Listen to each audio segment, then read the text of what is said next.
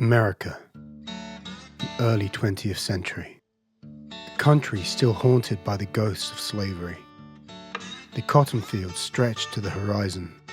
Chain gangs march under the southern sun. And somewhere in Louisiana, a young man with a guitar is beginning to build a reputation. Not just as a musician, but as a fighter, a drinker, troublemaker, and eventually, a killer.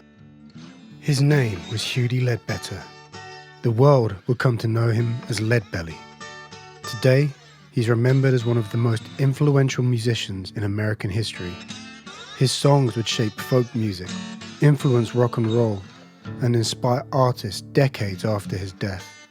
But before any of that, before the recordings, before the fame, before the legend, there was prison, there was violence, and there was a story so unbelievable that even today, many people aren't sure how much of it is true. Did a song really earn Leadbelly his freedom, or was that just another myth in a life already crowded with them? I'm Laurence, and this is Broken Tracks, the stories where music and crime collide.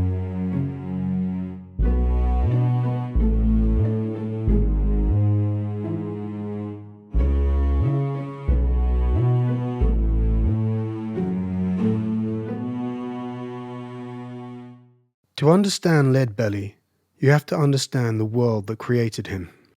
Imagine Louisiana in the late 19th century. The Civil War is over. Slavery has officially ended. But for many Black Americans, freedom remained frustratingly out of reach. The laws have changed. Life has not. Leadbelly was born into that reality in 1888, a gifted child, bright, curious, drawn to music from an early age. By his teenage years, he was already developing a reputation as a performer, but he was also learning another lesson. In the American South, being talented didn't necessarily make you safe, and being Black can make even a minor disagreement dangerous. As Leadbelly grew older, music became both an escape and a survival tool. A guitar could earn money, a song could win friends. A strong performance could turn strangers into allies, but the same world that celebrated musicians could also swallow them whole. And Leadbelly was a man who rarely backed away from confrontation. That would change the course of his life more than once. Leadbelly spent much of his childhood moving between Louisiana and Texas. The world around him was changing, slowly, painfully. The music seemed to move faster than everything else. At family gatherings, church meetings, and community events, songs traveled from person to person, carrying stories, warnings, and memories. Young Huddie absorbed them all. Neighbors remembered a boy who seemed drawn to music whenever he heard it. A melody played once could stay with him for days. A song heard on one porch might be repeated on another before sunset. As he grew older, that natural gift became impossible to ignore. By his teenage years, Huddie was already earning attention as a musician. Not fame, not yet, but recognition. The kind that spreads through small towns and country roads. The kind that makes people say, "Get that Ledbetter boy over here, let him play." Imagine a warm Texas evening, oil lamps glowing, dust hanging in the air. Someone passes a bottle. Someone else starts clapping along to a rhythm. Then a young Huddie Ledbetter steps forward with a guitar. The room quietens, not because anyone has been told to stop talking, because they want to hear what happens next.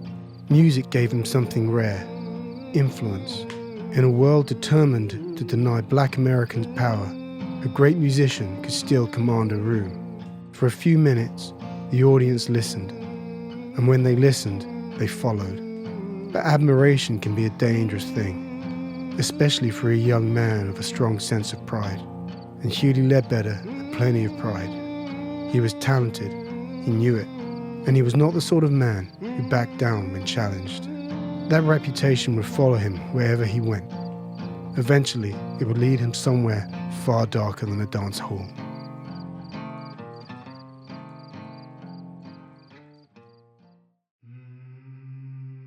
As the years passed, Huddie Ledbetter became known for more than his music.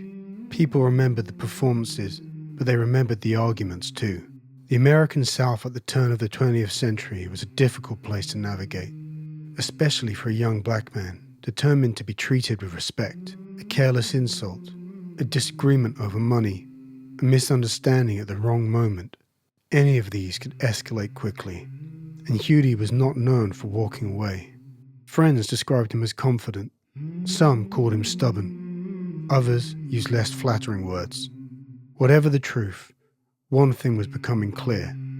The same pride that made him a compelling performer could also make him dangerous when his temper took hold. As his reputation spread from town to town, stories followed him.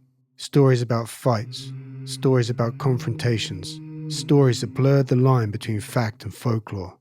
And in a part of America where justice was rarely equal, a reputation could become a burden of its own.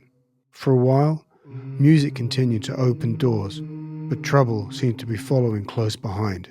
Soon, Huddie Ledbetter would discover just how quickly a single moment could change the course of a life.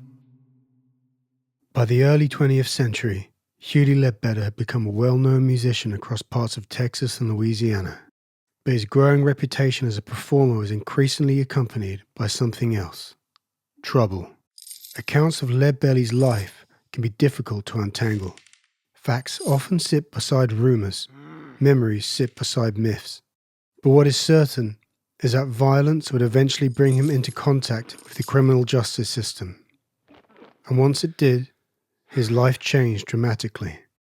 In 1918, Ledbetter was convicted of murder and sentenced to a lengthy prison term at the Imperial Farm Prison in Texas.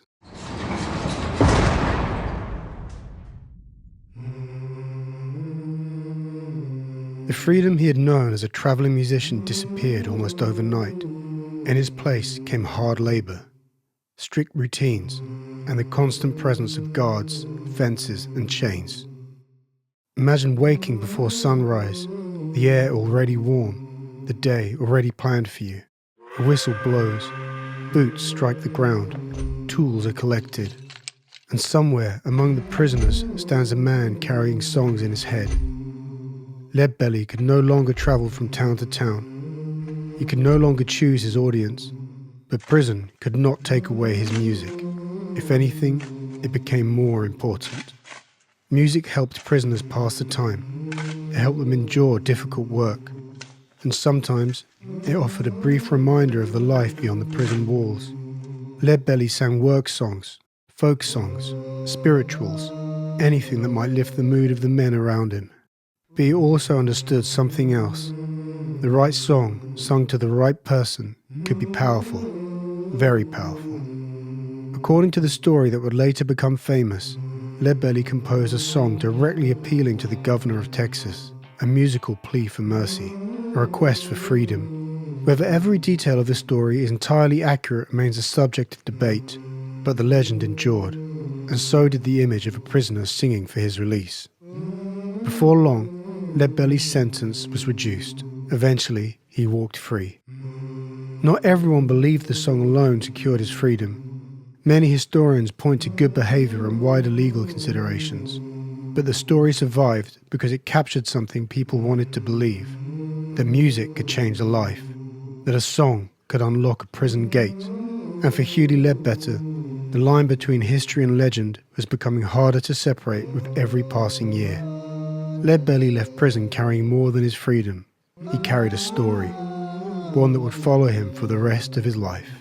Won't you turn me over another? Ledbetter's most famous years were still ahead of him, and they arrived thanks to two men carrying recording equipment. In 1933, folklorists John and Alan Lomax traveled through the American South documenting traditional songs and musicians for the Library of Congress.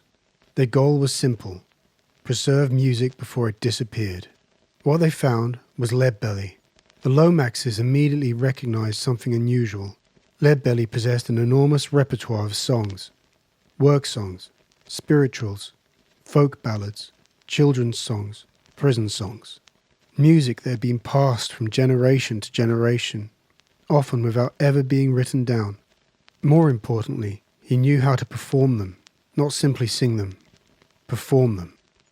The recordings captured something the listeners still hear today, a powerful voice, a commanding presence, and a musician capable of making old songs feel immediate and alive.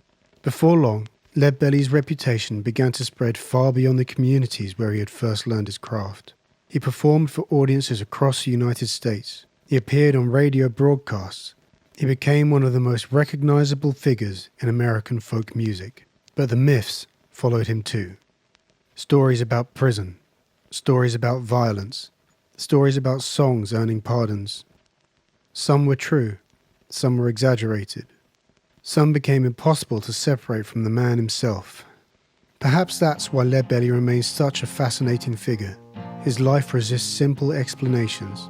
He was a gifted musician, a flawed human being, a product of his time, and in many ways a victim of it. Yet the music endured, long after the headlines faded, long after the stories became legend, the songs survived. And through those songs, so did Ledbelly. His influence can be heard in countless artists who followed, from the American folk revival of the 1950s and 60s to rock musicians, blues performers and singers-songwriters across the world. Artists as diverse as Pete Seeger, Woody Guthrie, Creedence Clearwater Revival and Nirvana would all, in different ways, help carry his music into new generations.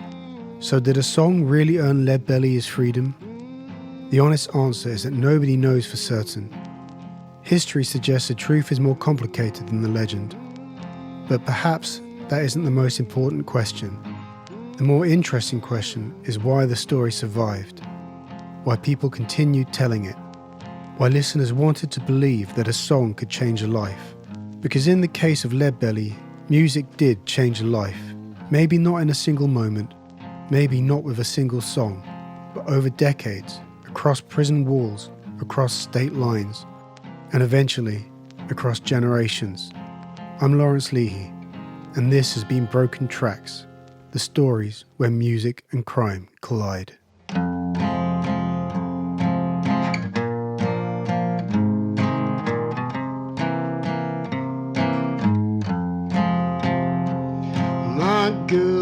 My girl, don't lie to me. Tell me, where did you sleep last night? In the pines where the sun never shines, and you shiver the whole night through. His husband was a hard-working man, just about a mile from here. His hair was found on the driving range, but the body was never found. My girl, don't lie to me. Tell me, where did you sleep last night? In the pines where the sun never shines, and you shiver